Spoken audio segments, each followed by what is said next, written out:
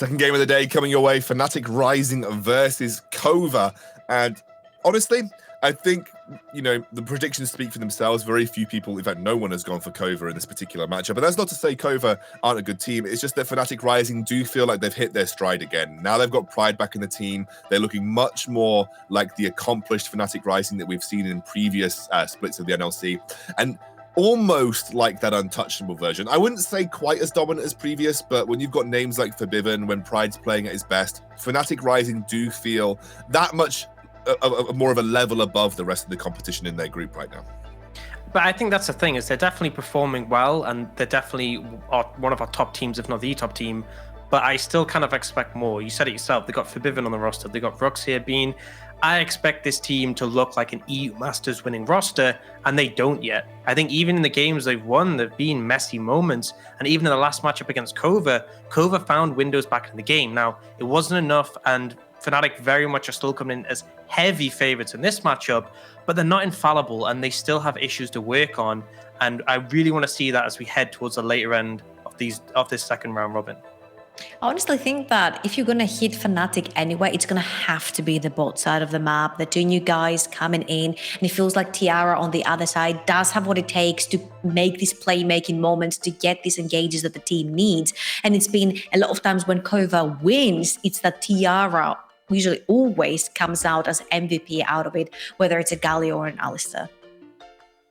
Well, we'll have the Echo ban against Outlandish. He has got a champion pool that's a little different compared to a lot of junglers in the current meta. Udyr, Seraphine, and Lilia have been banned, so a lot of jungle targeted bans so far in this ban phase. Let's see how Kova and Fnatic choose to round this out.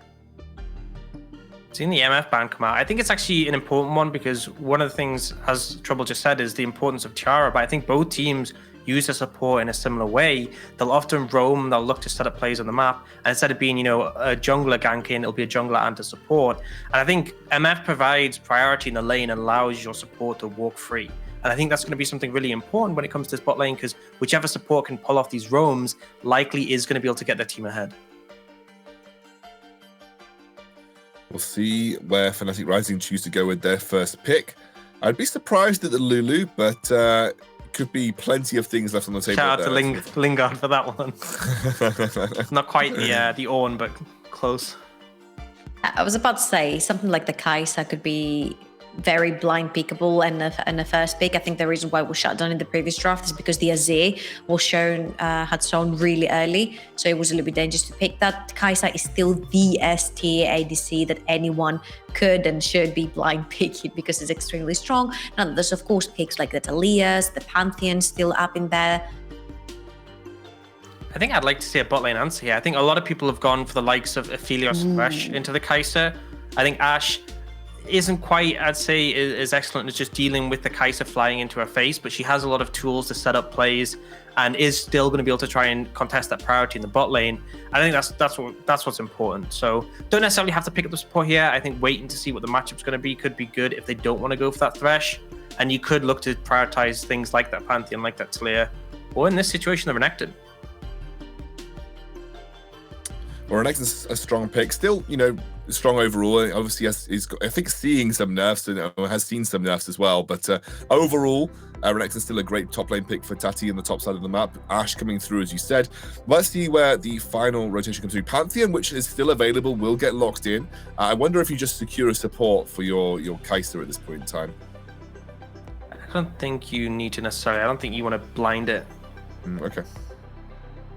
See, I really like that they actually lock in the Pantheon right here because it could be a very strong lane down the bot lane. Kai'Sa really likes to have this kill-heavy support. This is why at some point in time last year, you saw her rocking it around the bot lane with a Volibear, which was an extremely strong duo. You can do the same with the Pantheon. Pantheon can end up going to the hands of Febiven, in the hands of Maxi. So you've got the triple flex, but you also have the triple threat because you don't know whether it's going to be an AP mid laner, an AP jungler, or whatnot. So I would just really like the draft so far from Fnatic. And of course, the Gragas can also go either way, whether top or bot. Yeah, I think the double flex power is really strong here, especially facing a team on red side where one of the big strengths of red side is being able to get those counter picks. Whereas with Kova, it's very much more rigid lanes. You know where things are going. And a big thing for me is this Hecarim. We've seen so many times Hecarim be, a massive threat, but also be a complete vulnerability for teams. Doesn't have that flash in the early game, can be challenged, can be invaded, and particularly against champions like Gragas and Pantheon, I'm a little bit concerned for Kova. If they're able to secure priority in all 3 lanes, Hecarim can definitely flourish. But if they don't, I expect to see Fnatic looking to challenge the Hecarim super early. It's so funny that here you see Kova trying to take away all the playmaking support. They try to take all the possibilities away from the Kai'Sa, maybe forcing the Gragas or the Pantheon to end up down the bot lane. And on the other side, Fnatic Rising are taking away the survivability from a very immobile ADC such as Ashe, because as Orcs mentioned as well, when Kai'Sa jumps in, Ashe has a really, really tough time with dealing with it. So the Rel gets banned finally. So again, targeting those supports. You said Alistair off the table also. Let's see, Kova, what would be the best pick for them up from here? I guess support, unless you really want to counter pick support as your final pick on red side, or you just go for a strong mid lane, like a blindable mid like Syndra or Azir. I think blindable mid. I think Galio is a great one. I think things like Orianna, Syndra would have also worked. But I think the bot lane matchup super important. Leave your support for counter pick. And also this just gives another tool towards Kova, able to move the Proca around the map and be a facilitator for the Hecarim. Like I said, Hecarim gets challenged early, he's going to struggle. Galio is someone who's great in those early skirmishes, as early as, level 2, level 3, and has the wave clear to hopefully move.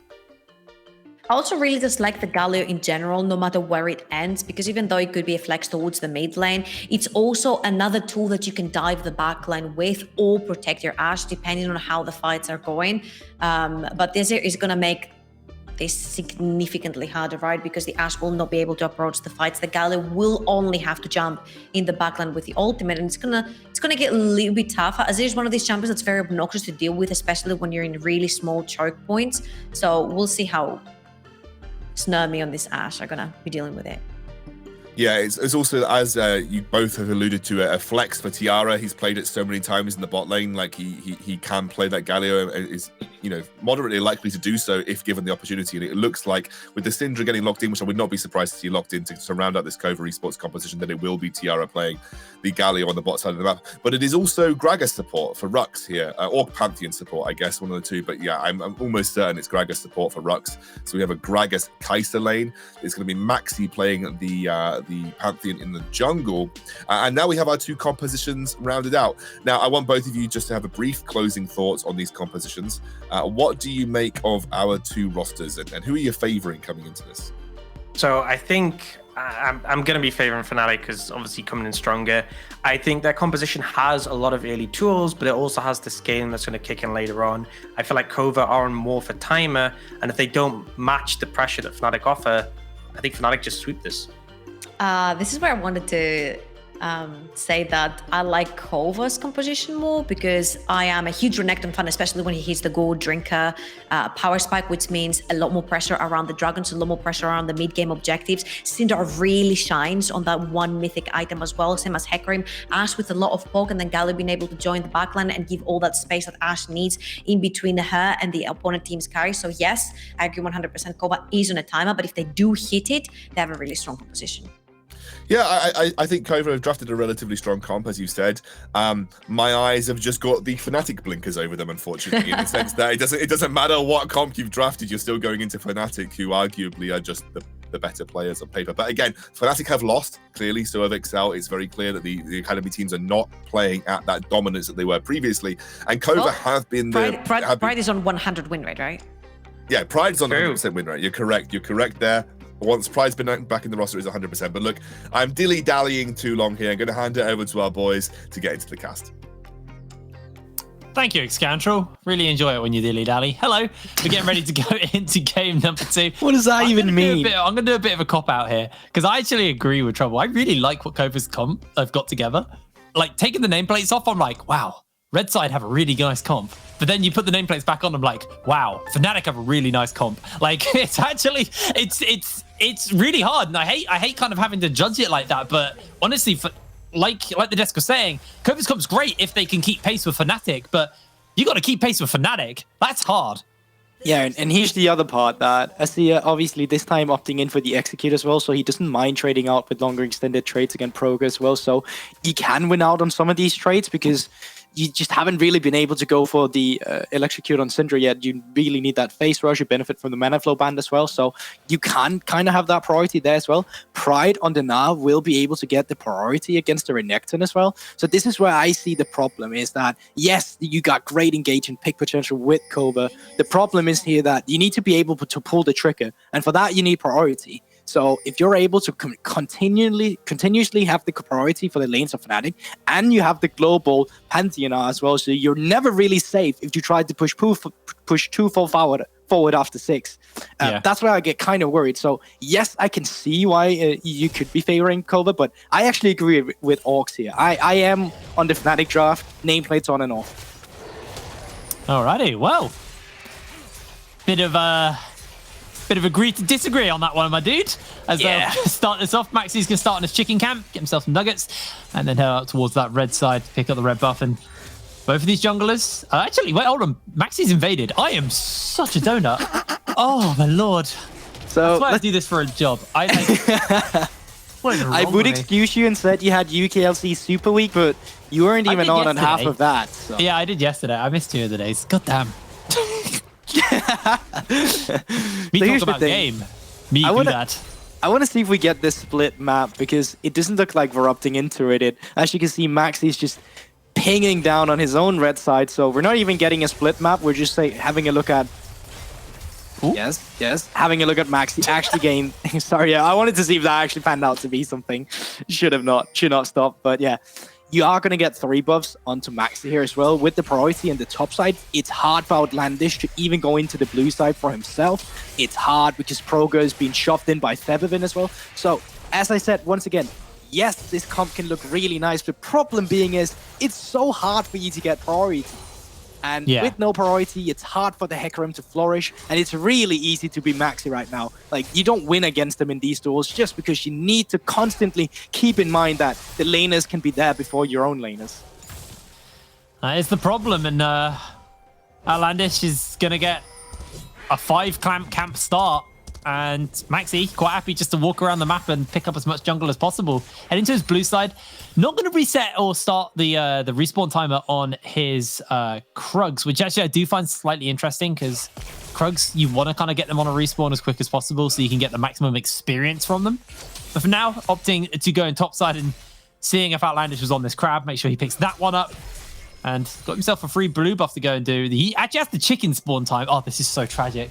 So I was going to say, like, you don't need to level up your own camps if you keep taking Outlandish camps. And if you will have continuous priority in the mid lane and in the top side, you can always just walk in and counter jungle. It's so easy for Maxi to play this game right now, and this is why I love the picks and responses coming out from the side of Fnatic here. Outlandish, though, can look for a gank in the mid lane, but doesn't have Ghost. He's got Flash, and Febivin does have the... Oh, he's going in! Febivin went in! Goes for the E, gets slammed back. Proka can find the stun there. Actually get Maxi, he flashes forward to catch onto Outlandish, and that was optimistic, if anything. I mean, I get the idea. He had Maxi coming in for the gank, and essentially just turns out to be a great counter gank for Outlandish, even though he wasn't aware of it. So forces the flash out of Feppy, and you don't lose anything yourself here. So a good situation from Kova, all things considered, but once again, Maxi now finally starting to take his own blue side. With this, you can start getting the resets down, the first items, and after that, we're looking at Drake, especially specifically because that mid lane will still have that priority. You can see Proka now had to TP back, but he's no mana in the mid lane, so he has to back again, and that will just mean more mid lane priority, and Febby even stops his back now. On the bot side, though, doing a bit of a runner beam there as he's trying to get away from everybody, but it's gonna be Rux who flashes away to make sure that his AD carry does not get chased onto. First blood, though, picked up for Outlandish. The great pickup once again coming out from Kova here. I really like the proactivity because you are struggling. It's as Trouble said as well, you need to make this work in the early game, and Fnatic being a bit disrespectful, they knew there were no topside camps available. They knew Maxi was clearing out his own blue side, so realistically, Outlandish could only be towards that bot side. But nonetheless, a great setup by Tiara, flashing in to deny Rux's body slam and just picking up a kill there. But reset timer's not really favorable for the Drake, so that is still up for grabs for any one of these teams here. So the setup will come through now. Well, Maxi and Rux actually spotted out on a ward as they head into the river. Nice little ward there, placed down by, I assume, Proker. And Fnatic Death Brush could be a little dicey for them. I mean, Tiara is alone right now. And there we go. That's it. But I like this again as well. This is something Fnatic has been really good at doing with the jungle support synergy, that you will actually see Maxi and Rock start connecting up in the jungle, walking out, try to get vision. Now, they didn't really get the vision. They thought they could go in and get some cheeky counter jungling, but Maxi, once again, back where we know him, priority in mid lane. Kind of priority in top side. It is Tatui with the first move, so you kind of need to take that into consideration. Even Tiara has moved off as well. He got a few of the little ones. But that was like, that was true. I know I have lane control because he walked in front of Proker, kind of death stared him. Did the Luigi drive-by from Mario Kart when he knocks someone up as he just makes his way into his enemy's jungle. And this feels so bad as well, just because of the top lane matchup. Pride gets to have the shot in. Tatui backs, loses half a wave here. Doesn't want to TP back because he knows he needs to have that TP ready if a Drake fight breaks out. So it's just Pride with the priority in this top lane matchup again. And kind of have to reiterate that Fnatic has been so good ever since he came back to the roster. 100% win rate with Pride on the roster.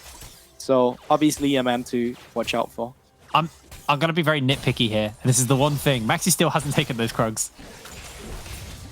Beam will actually spot out the fact that the Dragon is being done by Outlandish with a good Void Seeker. There is no one really in the area. Maxi does have Grand Starfall, but he would flop himself in the middle of free. Although, looks like members are coming by. The Grand Starfall getting looked to start it up here, but Kova will get that Dragon and make their way out. And now we have to look for the cross map. What can they get on the other side of the map? He's coming in to try and get the Rift Herald, or not the Rift Herald, but the red buff. And at the same time, Tatui is being shoved in on top side with a stacked wave. So you need to be careful of a dive potentially up here as well. Renekton though, with the ultimate still, with the Rage Bar and Flash Up, I don't think it's going to happen. No, I don't think so at all. Probably just going to take that, pop his way over towards the Rift Herald, and that should be picked up for him there. As Febby takes a nice little combo from Proker. We'll chunk him out somewhat. And yeah, Maxi is going to start at this Rift Herald. Outlandish will be on this side of the map thinking his red buff is probably up. So maybe tries to contest. But realistically, Featherven does have lane shove. Pride has lane shove. So this Herald's pretty much a freebie for Fnatic. Here's the interesting thing, because of the timings of how Maxi cleared, Featherven haven't actually gotten blue buff, while Proker does have blue buff in the mid lane. So it's very curious to see that Featherven is actually the one shoving in the whole time when it's Proker that kind of has that infinite mana going on behind him. But once again, Fnatic playing really well around the top side pressure. Maxi for free, just getting that breath off. Oh, well, he traded that for Drake, but Rift Herald just for free out of the sheer pressure we see coming out from the lanes. Yeah, and I mean, Featherven had to burn all of his mana to keep that lane shoved, and now he's going to have to go for the reset. Got the Merc Treads, pretty much standard stuff into Syndra. Need that tenacity and the magic resist to kind of survive her, especially post 6. Syndra, though, big thing is Proker closing in on that level 9 mark, and that's when you'll get your Dark Spheres upgraded to get the extra damage on that. So we'll start to hurt a little bit more soon. And luckily for him, it is going to be around that second Drake. They already picked up the first one, and I would like to see Fnatic transition that pressure they're gaining through the top side into a tempo play, either utilizing the use of a Herald, getting it done in the mid or top side, just to get the snowball ahead before the next Drake, so you can actually have some tools around to fight for, because realistically speaking, these AD carries are not live yet, and you might find more effectiveness out of the arrow coming out from Snurvy just because it's an engage tool. Yeah. Here we go. Actually goes for the slam in. They got the Dominus, they got the Grand Starfall. Tatooine pops the ulti, but it's not going to be enough. Maxi secures the kill. Beautifully coordinated tower dive from Fnatic. Yeah, they made it tense. They're definitely playing around a bit there. Took a bit of a time for Maxi to come in with the Grand Starfall there, but essentially they do get the turret either way, and this is exactly what I wanted to see out from them. Play around that pressure you have at top side. Actually make use of the matchup and just make Tatui's life hell. This matchup against Gnar is only going to get worse and worse on the side lane. Febby though? Nah, just Febby. Charge drifting actually of ran there. out for Outlandish. Is the Ghost Tech Room? Sorry, is the Flash Tech Room? So maybe with Ghost would have been able to close the gap in time. You know, the shoulda, coulda, wouldas, aren't they, really? Yeah, I was gonna say, I mean, no Ghost essentially. So yeah, even with, like, the Flash is, I think it's because he's playing against the Pantheon and he was afraid of being counter jungle. So with Ghost, he would be able to be run down. On the replay here, Pride knows he has Maxi in the background. It's just so easy for him to get in and actually get that now ultimate, and it becomes a bit close here. Pride forced to flash out. I think there is a scenario where you could have timed it better and you didn't have to flash, but in the end, you do still get all the plates, the first turret gold, and obviously the kill onto Tatui. So Pride being in a really good spot here. Yeah, I think Pride's okay burning his flash for everything he just got there. Yeah, I mean, pretty good trade for him. Oh, the camp's finally gone down. The Krugs have finally been taken by someone on Fnatic. I'm not sure who took them. it wouldn't surprise me if it was the bot lane, just because Max has been having so low proximity around that bot side of the map. But Pride? No. Has to be careful. TP is up for Peppervin if he wants to join the fight. Yeah, going to be able to hop, skip, and jump away for the moment as he gets feared up. They're actually waiting. There are no teleports coming in. Pride may just lose his life here, and that will be Outlandish finding his second kill. Fnatic not even willing to burn the teleport. They're just going to look to opt to push the pressure on the other side of the map and pick some plates up here bot side. Yeah, I think Pride just thought that there's no way Outlandish is going to be up here when there is 40 seconds onto the Drake spawn, but with the kill, they can still get the reset through. Pride will lose a lot of farm here because he can't TP up to this top side, then he's going to be at a TP deficit for this Drake. So all in all, a really nice pickup before this Drake from Kova. Just because you will get the kill, you get the pressure, and as you can see now, Pride not even wanting to TP back. He's just going to lose farm and a bit of XP here. So a nice way of shutting down the tempo that Pride essentially got from that play. He's still ahead, but, you know, it's something. Fnatic's bot lane are resetting at the time of this Dragon, so it looks like Fnatic may not be that interested in going for it. Looking like they just want to get their items. Maxi also reset to finish up the Gore Drinker. The pings are coming down, and now Fnatic are making their way over, but Febi's going to get his base cancelled, and I think with that, that is Dragon. There's no way Fnatic just didn't want to contest it. Yeah, it's just over. Late reset, Mythics are not there. Even Snurmy have the Kraken Slayer now, and you have no Mythic onto Bean. And Febi, I thought the idea maybe for them was to get him back, have the TP, and then you would try and contest it. But with a great cancel from Proco, it's just a second pickup of the Drake here from Kova. Oh. Uh-oh. Snormy getting flashed onto. Lockdown. Bean slides into his DMs, and it's going to be Rux to finish up the kill. Blue buff's going to get stolen away by Fnatic. Poor Outlandish has had 2 buffs this game. That is, it's definitely a rough time, and it comes from that priority that we talked about. Even the Raptors being stolen away by Pride. This is not a nice time for the horse in the jungle, and that's why I talked about once again with this composition. It's just, it's so nice to be maxing when your whole top side just continuously have this priority, and now you can start translating that priority into pressure in the bot side, and no one can step up. You can start getting bead fed on the plating. So yes, some really nice objectives coming out. Oh, Febivan getting jumped onto. Maxi comes in for the stun. Febi going to try and survive for as long as possible, but it's not going to be long enough. Grand Entrance comes in, and now Maxi getting taunted up. Does have the Gore Drinker to keep himself alive for a little bit longer, but it's not going to be long enough. Outlandish finds a double kill. Now Rux barely slams over the wall to get to safety. Fnatic being pretty disrespectful here to Kova. And once again, it's just like Kova finds these ways back into the game through the picks and the movement around the map. This is what they've gotten their victories on. This is what they're so good at doing. And this is also what the desk mentioned with Fnatic. Yes, they're 5-0 right now. Yes, they're in the lead, but this is a team designed to win EU Masters. We're expecting domination from these guys, and we're just not seeing it. This is not it so far, and they are still in a comfortable spot, so I don't want to talk him down too much, but Fnatic definitely still leaving things to be decided, speaking about the roster. Yeah, definitely the case here. Well, Bean now finished up the Kraken Slayer. Will have the upgraded Q. Yes, he will. As the Rift Herald is up on the map, and Fnatic maybe just looking to pick that one up. Kind of giving over these dragons and trading it for Rift Heralds. I mean, it is the first 2. It is an Infernal and a Cloud, so on their own, isolated, they're not the most impactful. But these Rift Heralds definitely giving them a little bit more. But there is, you know, a very far away soul win condition if you're in Fnatic. But Kova, they're looking like you know, if they can continue to chain these dragons together, Soul on the likes of Outlandish and Tatooine means they're going to be a really, really solid front line and be very hard to cut through, especially with the backup of the likes of Tiara on this Galio. Just a massive CC bot, effectively. Yes, CC bot, but also a great magic damage shield coming through in a team fight, and that's perfect when you're playing against Feathervin, who's doing so much damage in the backline, and potentially on Ocean Shoal could be really good. Are they doing again?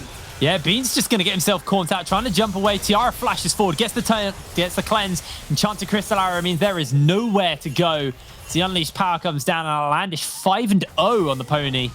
We were saying it was looking rough, but he is doing a good job to keep himself relevant in a game where he has not had most of his jungle. Exactly. Somehow, some way, they always find their way back. This is what Kova is so good at doing. A lot of teams here would just, all right, let's take this lost team fight. We don't know how to get back in the game either way. Let's just fight it and lose. But what Kova does is that when you take the objectives, they get pressure on the other side of the map. So essentially, when Bean and Rox was trying to move toward that bot side, Kova was ready and they were sitting there with the cheese. This is what they're so good at. This is what they're effectively continuously doing all the time. And this is why they're still in the game, despite never having any topside pressure. And now 3 members of Kova grouped up here in the mid lane. Remember, Febby doesn't have cleanse, so Enchanted Crystal Arrow is still on a bit of a cooldown left before Snormy can finish that up, but you have to be a little careful. There's a lot of CC between those 3 members. Is Outlandish also now waiting in the wings? Kova just going to fight their way forward.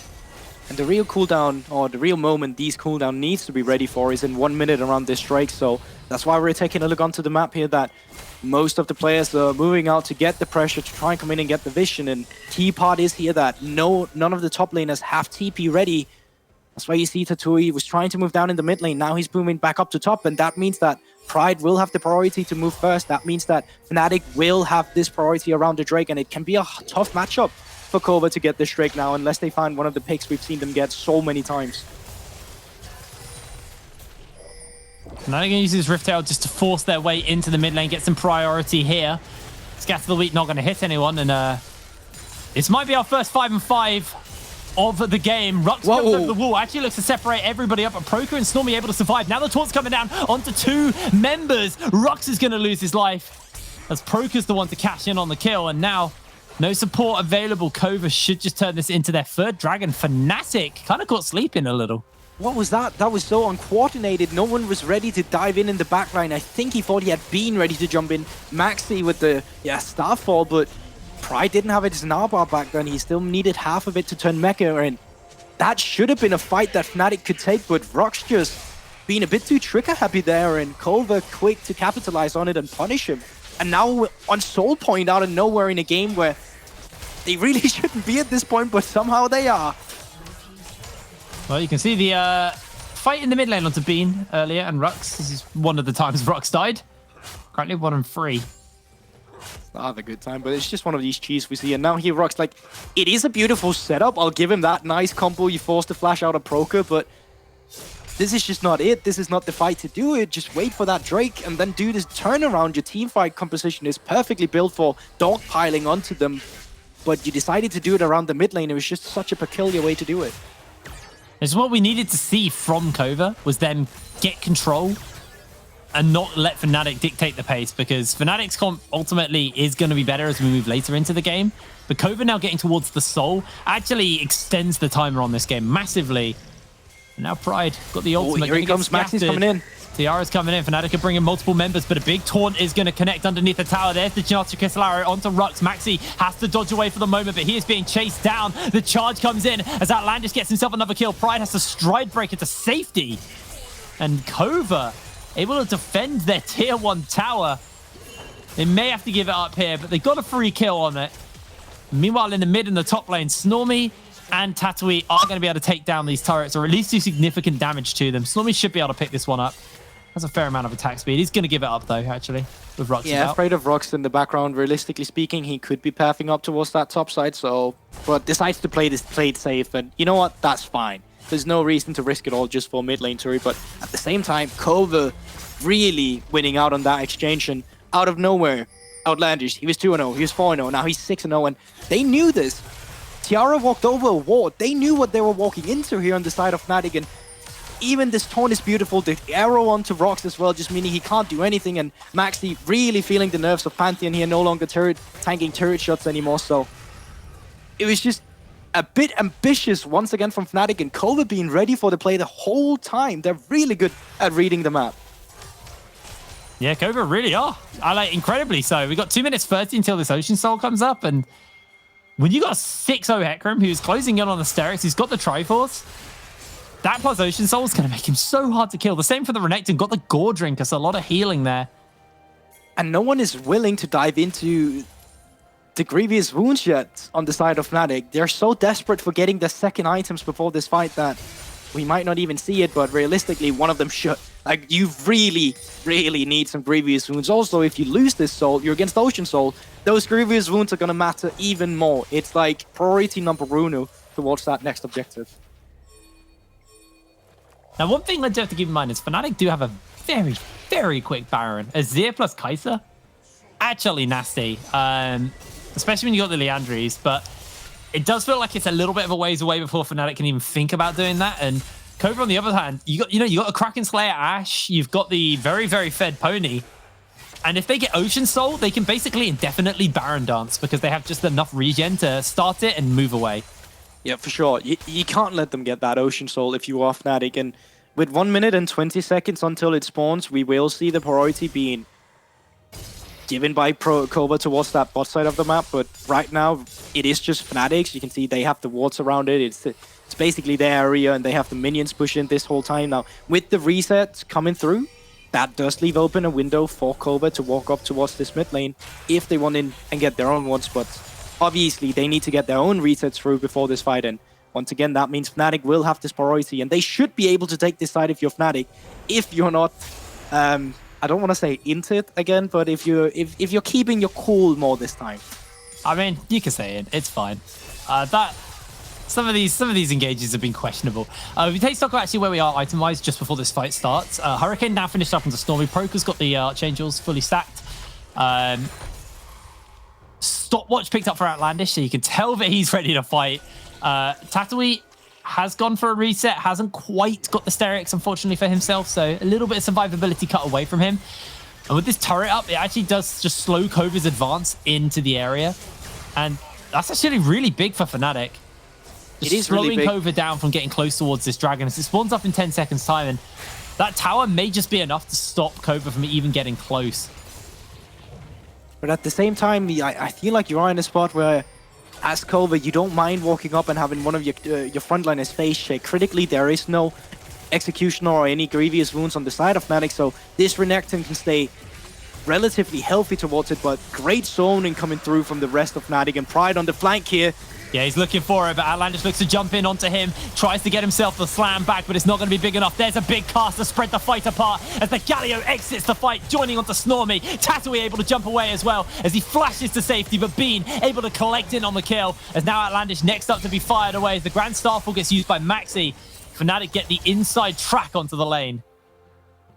And with that, you deny the soul. You get 5 extra minutes where all you're doing for Kova is just waiting for that. But at the same time, that means Kai'Sa gets to scale even more. Same for Featherwin on this Azir. And if this Baron goes down, well, then we're probably looking at a Nash's Tooth as well coming out from Featherwin. You kind of need to steal this or else you're in a really rough spot.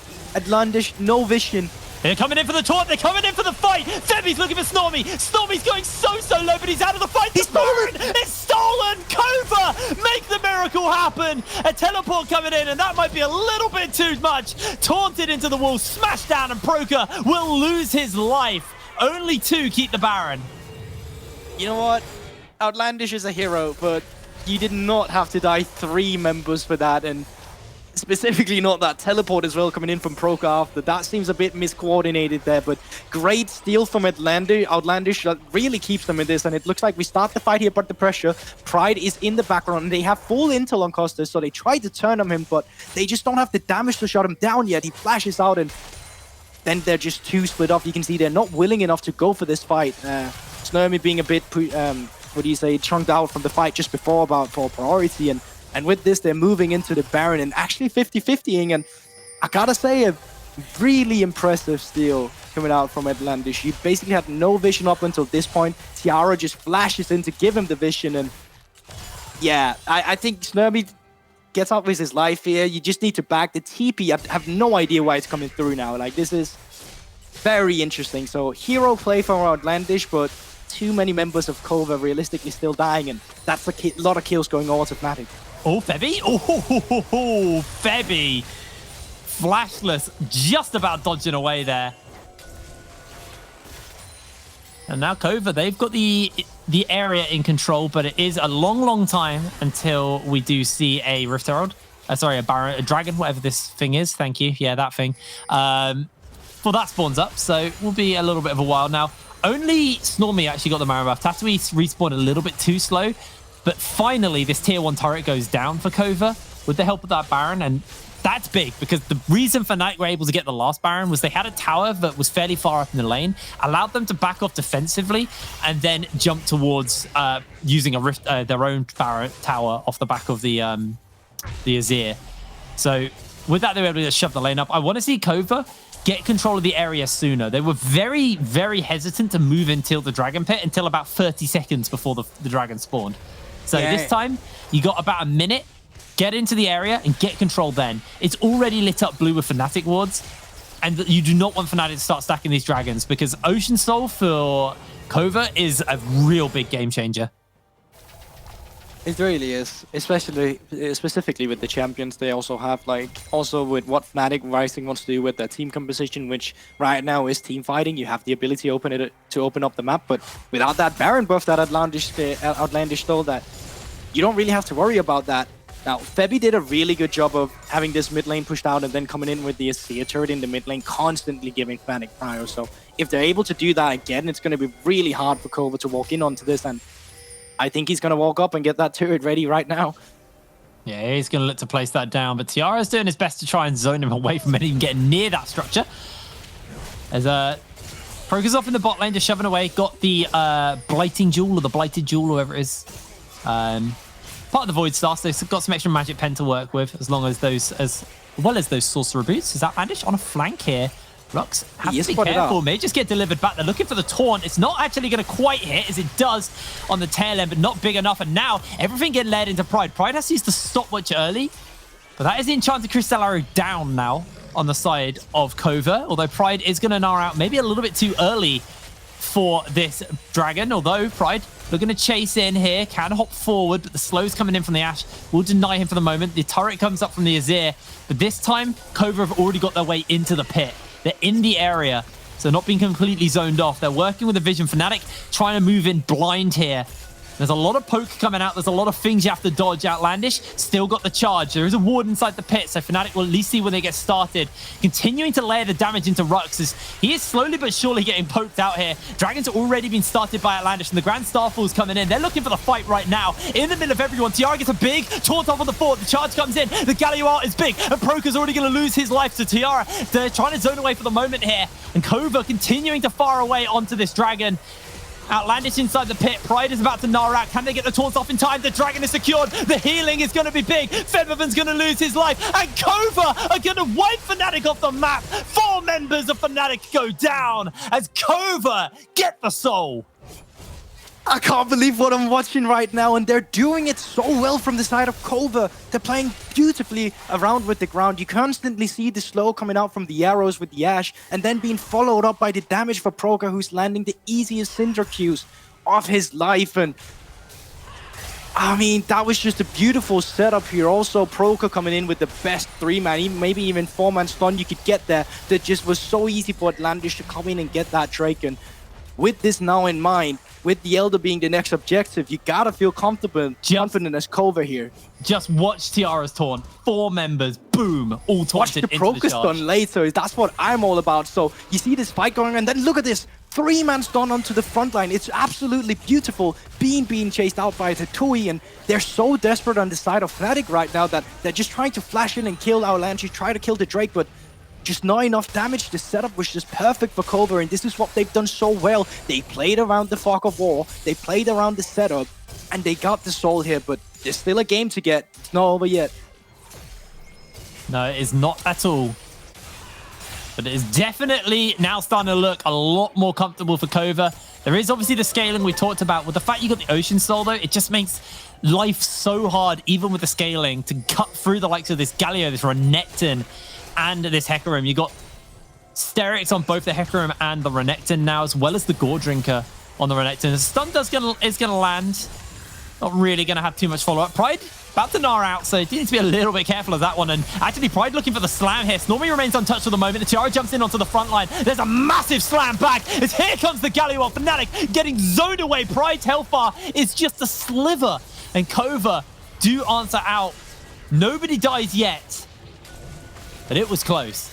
And they just take no damage. Like, even Febby trying to hit Tiara, they're so hard for them. Tiara with the flash. Man stun. They're looking for the fight. The teleports are coming in. Febby sends everybody back. And now Bean's going to look to try and drive him forward. Tatooine goes golden in the middle of the fight as he will lose his life. Febiven takes him out. Kova finally losing a member. Oh, but that was almost so beautiful, but not taking into the account here. And beautiful disengage rate. Maxi, he's jumping in. Yeah, they are looking for the taunt. They do actually get the stun into the belly bop. That's going to be the shutdown already picked up. Members are dying left, right, and center. Double kill onto the Pantheon. Kova, it was going so right, and it's just gone wrong. Snormy has to flash away to safety just as the Baron spawns. Kova only have 2 once again. And I also think that there must be so much pressure if you are Kova right now. You know you had the Ocean Soul. You know it's on you to try and close out the game here. So they're trying to get every pick they can. And it was a beautiful flash from Tiara, but an even more beautiful disengage from Febby. Just knocking back 3 members. And with these kills, they're going to be able to pick up this Baron. And that's going to push this game to back into the Fnatic's favor. You are still dealing with the Ocean Soul, but if you can't make these fights work, it's going to be so rough for you with Kova here. And look at this from Febiven. Absolutely beautiful with those 2-man being knocked back, and that's just the front laners out there. You have the perfect fight from Fnatic there. You get to kite back. As soon as that's done, you just kill the rest of them. Maxi coming in here, it's just as easy as it looks. Yeah, there was just no time for Proker to react as well to that instant stun from Maxi. At least Stormy held his life. He's finished up the Infinity Edge. There is a GA now on Outlandish, and Tatooine also getting closer towards his GA. But Baron on Fnatic means that Kova, at the least, are just going to have to play this a lot slower. But Fnatic can just continue to siege if they need to. And here's the thing with the Fnatic composition as well, is they do have access to a Pantheon ultimate, which means that you can allow having a more split map just because you will always be able to move first, get that man advantage, and, you know, with that advantage, win out on the fight or try to get these turrets. So you're under a lot of pressure on the side of Kova now, not only just in terms of losing the game, but just the pressure on the map that you're dealing with, the mentality of having the Ocean Soul but not being able to close it out. It's going to be really tough for them moving forward. They need to keep their cool, need to try and get those picked that. We've seen them just get 11 off so far, and if they can make that work before the Elder Drake, maybe that's the final push they need to take this game. But Fnatic now, still in a dominant fashion, having all the pressure on the map, which means they have allowance to all the vision in the jungle, which means they will have all the pressure for the Drake. So it's not an easy task for Kova. Maxi was looking for Tatooine there, wasn't able to find him. This tier 2 will just fall down as Pride slides in forwards to get the auto attack off, and Baron's still up for a fair amount of time. GA not available on Tatooine yet, and I think once both the GAs are on Outlandish and Tatooine, that's when no Kova might go for the go button. Although they may look for it now, as Outlandish will get spotted out by the Void Seeker. It's definitely a very aggressive posture, and less than 1 minute for this. Well, it's not even an Infernal Drake, it's an Elder Drake that you need to be careful of. And Baron buff still active for 40 seconds, so you're gonna have that while this Infernal Soul, or I don't know why I keep calling it Infernal, but this Elder Drake is gonna go down. And we saw that they had issues trying to get into the Drake before Fnatic or Kova when they tried to contest the third Drake, and they're gonna have a harder time now that they're up against Baron. Febby coming in with a TP, he finished up his Morellonomicon, and Maxi in 3 items as well. Kaiser and Bean here 3 items as well, and you have the items on Snervy to match those 3 items. You have the potential to do a front to back, but you need to get into the pit first, and Fnatic is not allowing that for them. Yeah, Pride taking a little bit of poke from Proker, but nothing really substantial as the Dragon's getting started up. Febby and Bean will be able to take it down quick. And Maxi kind of just playing bait here. It's so low. Outlandish trying to make his way forward. Snormy trying to kite, but the Elder has already been secured for Fnatic, and the slams are coming in. They're looking for the fear onto Pride, but Pride is going so low. The Galio slam onto Rux for the knockup, and Tatui has to flash away. That's going to be Rux getting the kill onto him as the snare, the stuns, the unleashed power. Febby going low, but not low enough as Kova able to get a kill onto him. This is still down to Snormy. This is still down to Outlandish, and it looks like Kova for now are going to try and keep this one going, but Outlandish trying to see if he can find a turnaround onto Pride. Will just be able to take him out as the Gift of the Elder will secure his death. The resurrection's going to be big, but it's not going to be big enough. Bean and Maxi able to find that last kill. It's a 3 for 3.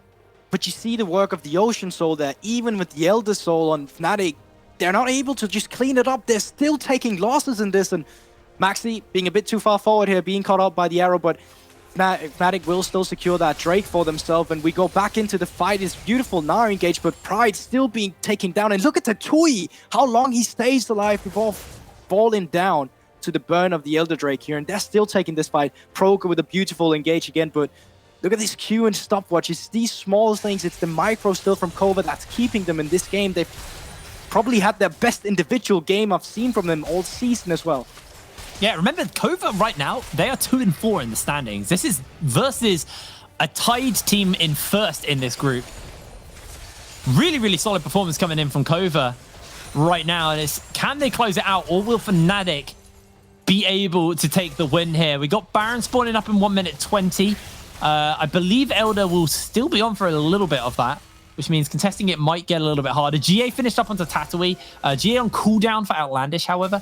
And there is the Mortal Reminder finished up for Snormy. Just complete flat-out buy on the back of that. So we'll be able to deal with some of the healing that Fnatic have. At this point, it seems like it's not even about the objective. It's about winning the fight up until so you can just end the game. Because now we've seen a Baron. We've seen an Elder. We have the Ocean Soul as well. And what is going to be the breaking point for this team, or for between these two teams? GA is down for Outlandish. It is going to be up for Tatui now, so that means you will have a tanky Crocodile that you need to get down with the Ocean Soul still being available, the Sterix Gauge and the Goredringer. There's a lot of front line to work with, and Snurmy in the back line. If he can get access to some of these fights and actually get his agency out there, he does have Flash now. This could easily still be a winning fight from Kova. You cannot underestimate them from the side of Fnatic, and they're doing what they do best again. They're playing around the fog of war. This is something that Kova's been really good at doing, but Snormy maybe overstep. Yeah, Snormy maybe in for a whole lot of hurt here. Gets jumped onto. The taunts are going to connect. Snormy's trying some space for himself. Outlandish onto the backline. Bean's not in the fight yet. There's the Ash Arrow. Pride getting CC chained as Maxi has to flash away to safety. Cucks are still keeping this going. Kova have been able to find himself one already. They get the shutdown. Pride in the middle. Outlandish is just able to get out of the fight for the moment. And members are low, but it's a double kill for Bean. Fnatic sliding in. Bean gets himself the triple kill. Tatui on the front line. Gets the G off, but Snormy going to go very low. Stopwatch is in. Snormy will lose his life as Bean gets the quadra kill. The GA's coming in. It's going to be a penta, baby. Bean coming up huge. Oh, and it's just as I said, you don't even need the neutral objective at this point. It's just about getting the team fight in. Bean finally waking up in this game, but in all honesty, I think this fight was all about Fepivin in the backline, just keeping these damages there.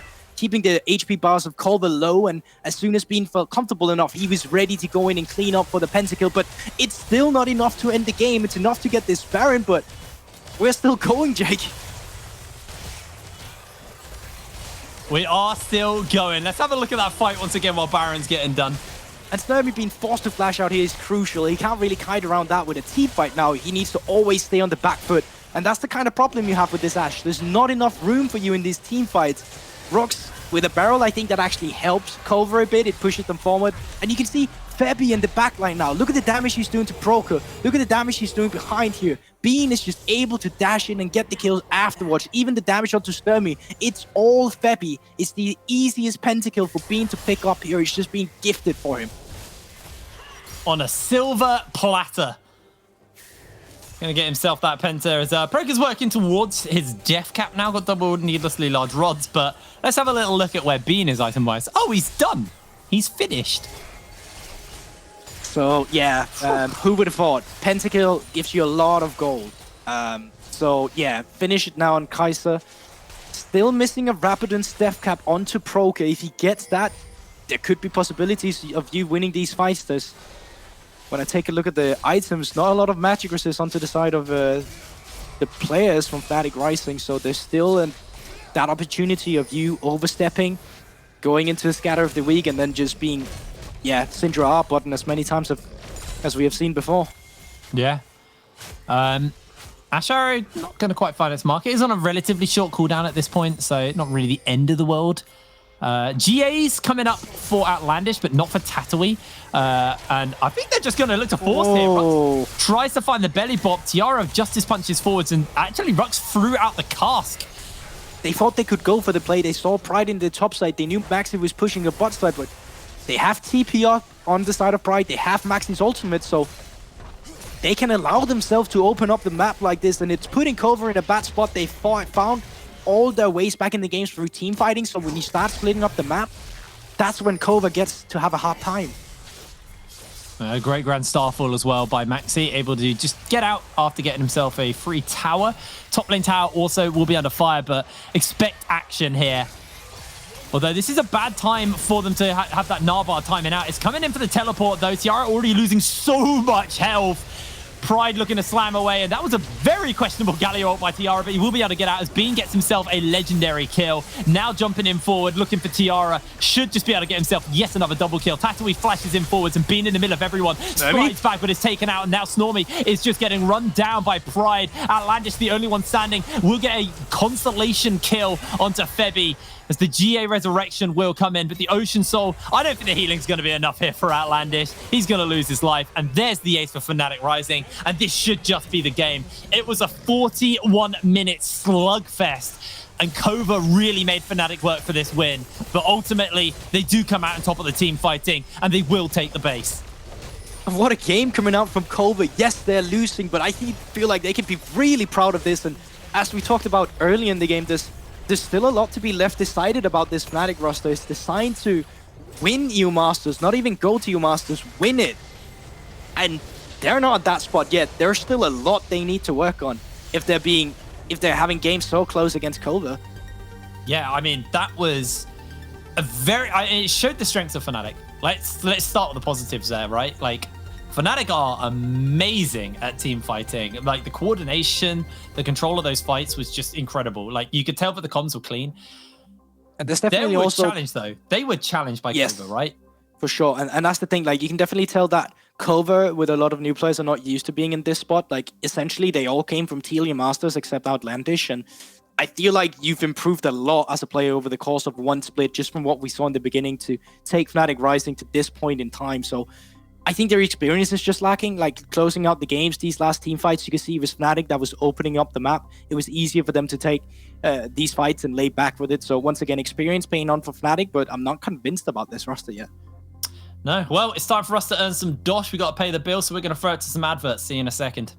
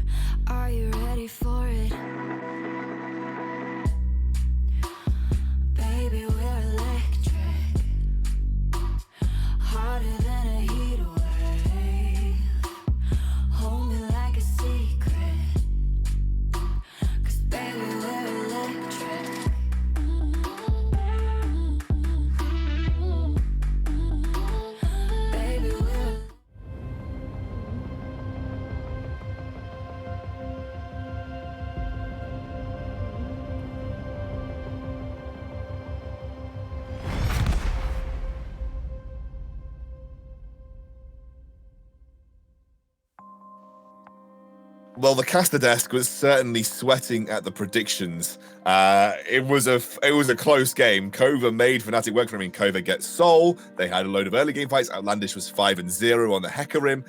It was a very, very good game from Kova. They just couldn't close it out. And as you said, Dan, and I think both of you correctly pointed this out, the later the game went, the tougher it was going to be for Kova to actually close the game. And we kind of saw that play out. Now, I'm bringing Professor Trouble in for our analysis segment today, and I think most people are kind of they're going to guess the clip that you wanted to highlight here, Trouble. But let's walk through it.